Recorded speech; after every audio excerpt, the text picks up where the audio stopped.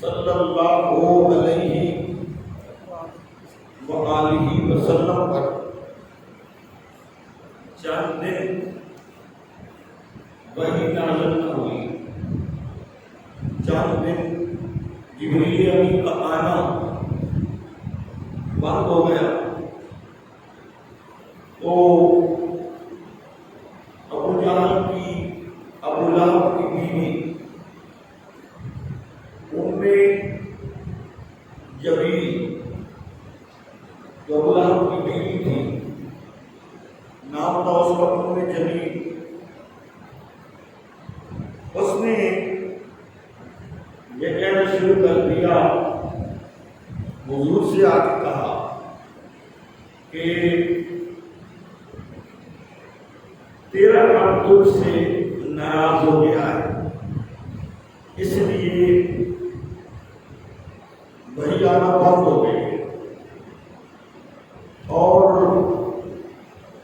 بعض مفسرین نے تو یہ کلمات بھی لکھے ہیں کہ اس عورت نے اپنی ناپاک زبان سے یہ لفظ نکالے، معاذ اللہ ثم معاذ اللہ استغفر اللہ نعوذ باللہ من ذالک، یہ لفظ بھی اس نے نکالے اپنی ناپاک زبان سے کہ تیرے شیطان نے تمہیں چھوڑ دیا، استغفر اللہ۔ جب یہ باتیں حضور صلی اللہ علیہ وسلم پر پہنچی، تقاضۂ بشریت حضور کے قلب اطہر پر پریشانی، دکھ کے آثار ہوئے، اور تاجدار مدینہ صلی اللہ علیہ وآلہ وسلم کی آنکھوں سے آنسو آ گئے، حضور پریشان ہوئے۔ دو وجوہات تھی، ایک وجہ تو یہ کہ چند دن ہو گئے تھے نزول وحی نہیں ہوا تھا، قرآن نہیں آیا تھا، اللہ کا پیغام نہیں آیا تھا، اور دوسری وجہ یہ تھی کہ ام جمیل جیسی بدبخت کافرہ نے حضور صلی اللہ علیہ وآلہ وسلم کو طعنہ مارا، اور طعنہ کون سا مارا؟ طعنہ بھی یہ مارا کہ تیرے رب نے تمہیں چھوڑ دیا ہے۔ اور کیوں چھوڑا ہے اور کیسے چھوڑا ہے؟ وحی آنا بند ہو گئی ہے، جبریل امی بھی نہیں آتے۔ اب حضور تاجدار مدینہ صلی اللہ علیہ وآلہ وسلم مغموم ہوئے، پریشان ہوئے، اور میرے آقا اسی پریشانی میں بیٹھے ہوئے تھے کہ جبریل امی آ گئے، اور آ کر کے جبریل امی یہ آیت لے آئے، والضحیٰ، محبوب تیرے چہرے کی قسم، سبحان اللہ، سبحان اللہ، محبوب تیرے چہرے کی قسم، چہرے کی قسم، واللیل اذا سجا،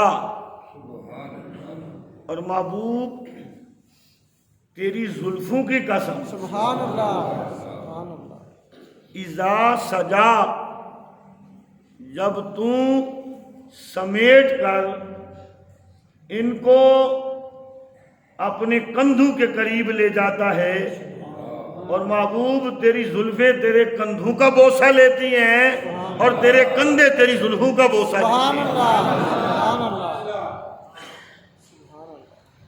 والضحیٰ، محبوب تیرے چہرے کی قسم، واللیل اذا، یا محبوب تیری زلفوں کی قسم، جب یہ تیرے شانوں پر گھر کی ہیں یا تیرے جانوں کو تیرے تن کو تو چھوڑتی ہے.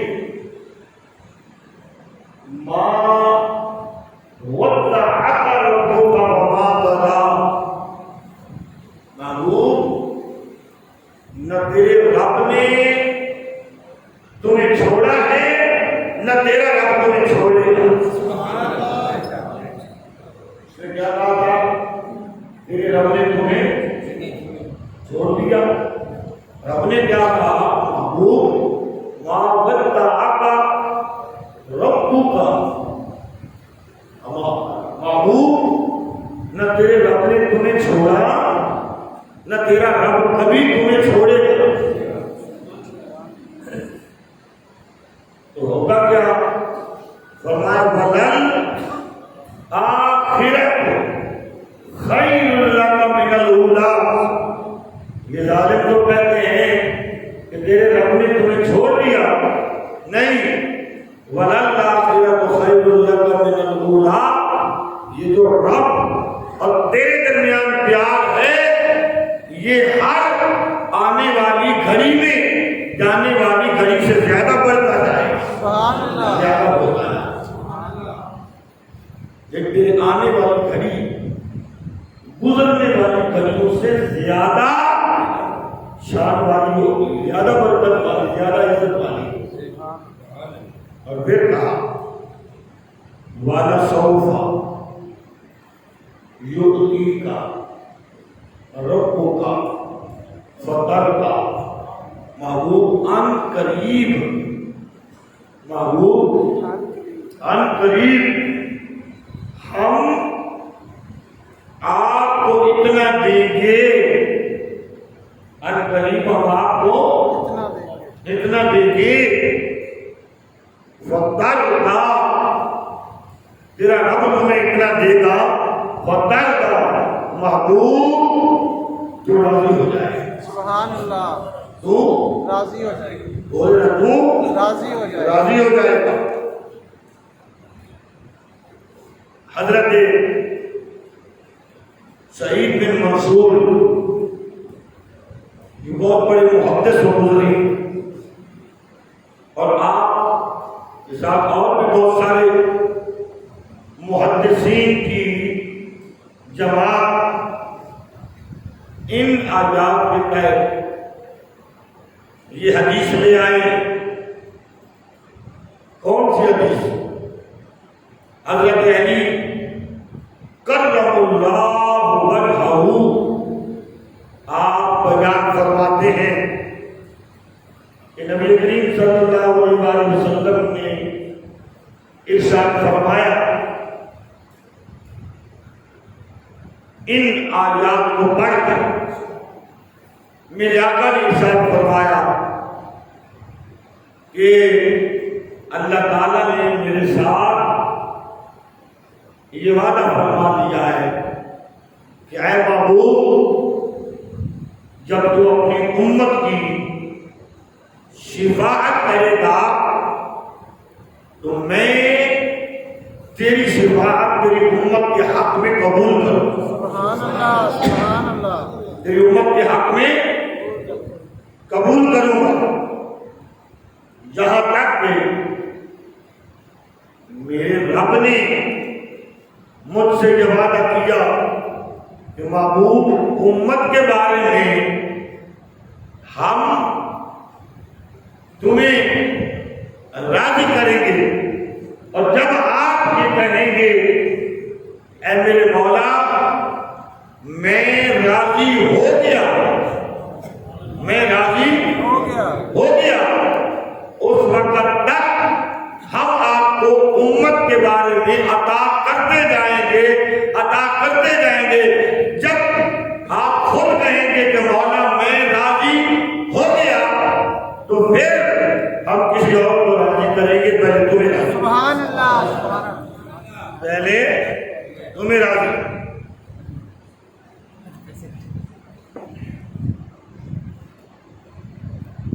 مولا کائنات فرماتے ہیں ہم نے آقا و مولا سے پوچھا کہ یا رسول اللہ صلی اللہ علیہ وآلہ وسلم امت کے متعلق آپ راضی کب ہوں گے؟ امت کے متعلق آپ راضی کب ہوں گے؟ اور امت کے متعلق آپ کتنی دیر تک سفارش کرتے رہیں گے، شفاعت کرتے رہیں گے، امت کے لیے دعا کرتے رہیں گے؟ میرے آقا امام الانبیاء تاجدار مدینہ صلی اللہ علیہ وآلہ وسلم نے فرمایا کہ میں اس وقت تک راضی نہیں ہوں گا جب تک میرا آخری امتی جہنم سے نکال کر جنت کے اندر داخل نہیں کر دیا جائے گا۔ میں امت کے لیے دعائی کرتا رہوں گا اور دعائی مانگتا رہوں گا۔ سبحان اللہ، سبحان اللہ۔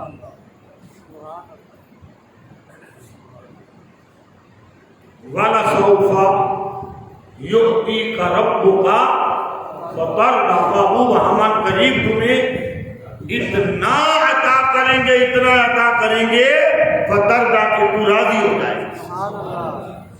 کیا تو راضی بولے تو راضی ہو جائے۔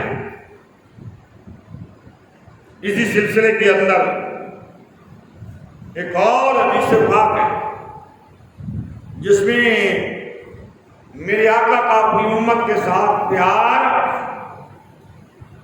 اور حضور تاجدار مدینہ صلی